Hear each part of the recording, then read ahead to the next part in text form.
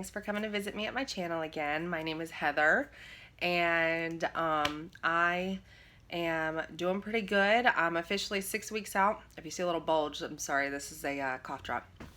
My stats are still 279, so I'm okay with that. If you guys have been following me so far, you can kind of realize that I will kind of hold at a weight for 3 to 5 days, and then my body will release some, and I'm okay with that. And it's slow and it's steady, and I'm learning more moderation as I go. So I started at 312. I got the vertical sleeve gastrectomy here in Charlotte with Dr. Vollinger. Amazing surgeon, amazing team. Would recommend them to anybody in the area. So today I wanted to share that I have started intermittent fasting. So I wanted to make a video about this because there's quite a few different ways that you can do intermittent fasting. You can make it your own. You can follow some of these guidelines. I'm going to tell you 6 of them that I found because I was researching what I wanted to do. And so I wanted to tell you guys about it because I feel like that our bodies were not meant to wake up first thing in the morning and start shoveling food until we go to bed.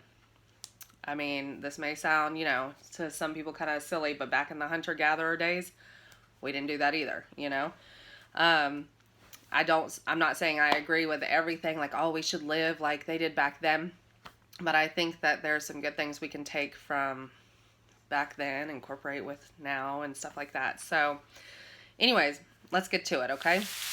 So the first method that I have researched is the 16-8 method. So this is basically where you're fasting for 16 hours of the day and you're only eating for 8.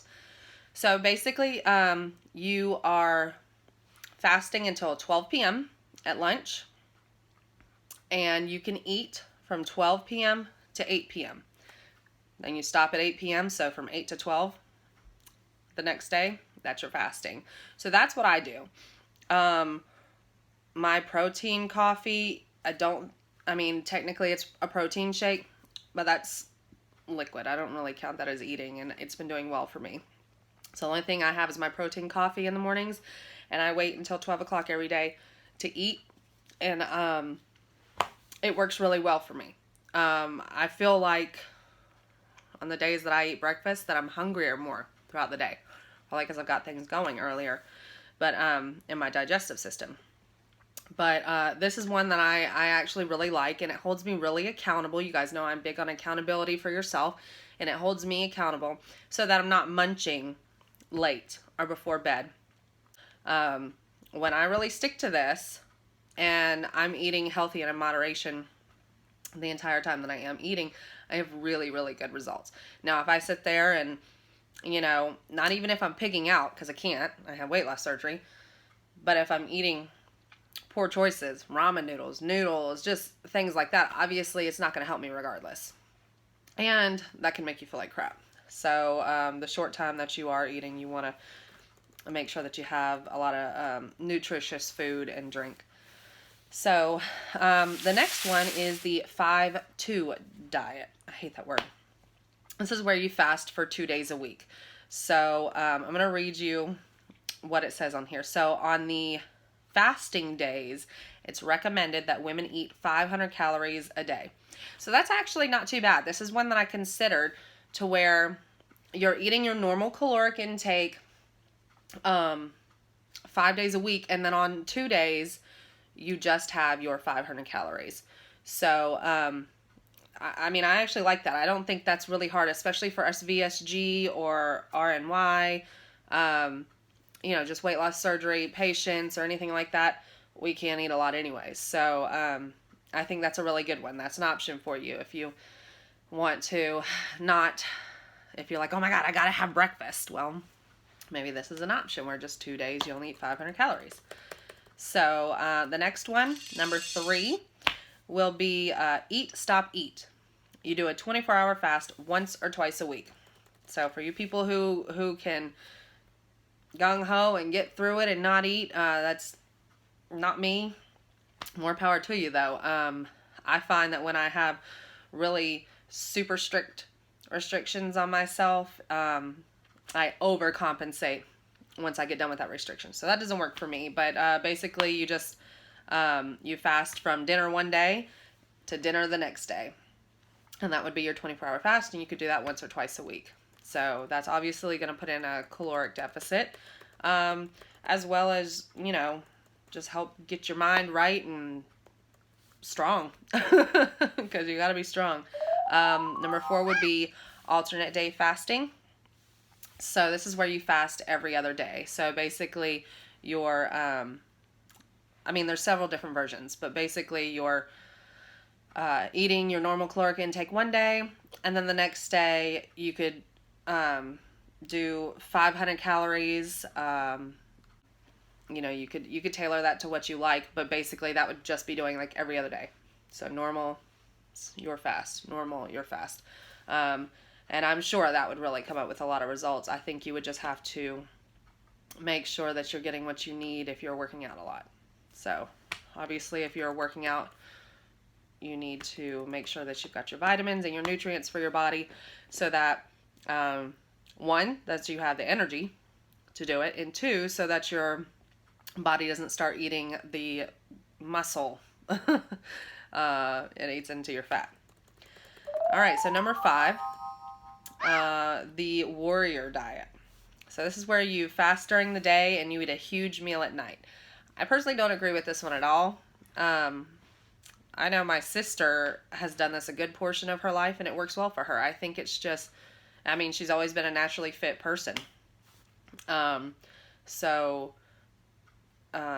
If this is something, you know, that you feel like you can do and you're good with it, then more power to you. It's where, okay, so let's back up. It's where you would eat like maybe raw fruits, possibly some raw vegetables during the day, very few of them, and then just one well-rounded huge meal in the evening. Another reason I don't like that idea is that, you know, I just imagine, that huge portion, that's not something us with weight loss surgery we can really do anyways. So, and then for my mind, eating any kind of huge meal is never going to be good for me. It's probably going to be a trigger. So I want to stay away from that. But I can see how that could work for people. And then number 6, lastly, we have spontaneous meal skipping. So obviously it's going to be just like it says, where you don't put stipulations on yourself where from 8 p.m. to 12 p.m. the next day you don't eat. You just say, well, I ate too much, or, you know, or I'm not really hungry, you know, for lunch, so I'm not going to eat it. And you just wait until dinner. And you just do that spontaneously throughout the days. So that's another option. So I'm curious to see, out of these 6, which I'm also going to write a small description of them down below, which ones you guys like or are most interested in. Like I said, mine that I'm doing is a 16-8 method. So I will be talking about this more as I update with my progress and things like that. Another one that I really think I could like is the 5-2 diet, where 5 days a week it's normal, 2 days a week it's 500 calories. So I haven't done that though, so I say I think I like it, but I don't know. But anyway, so those are just 6 options, and that's a really good way to jumpstart, again, I hate the word diet, but a new way of eating, to get yourself on track and to give your body a different, what's the word? Oh my God, I can't think. Schedule. A different schedule, because, you know, the more you keep your body guessing, the better. So those are definitely some ideas. Comment below and tell me, like I said, if there's any that you have tried or that you like better than the other, or any that you've tried and it didn't work for you. I'm just curious. And I'm sure it would be good advice for anybody else watching the videos. So anyways, I appreciate you guys coming by, and I will see you on the next one.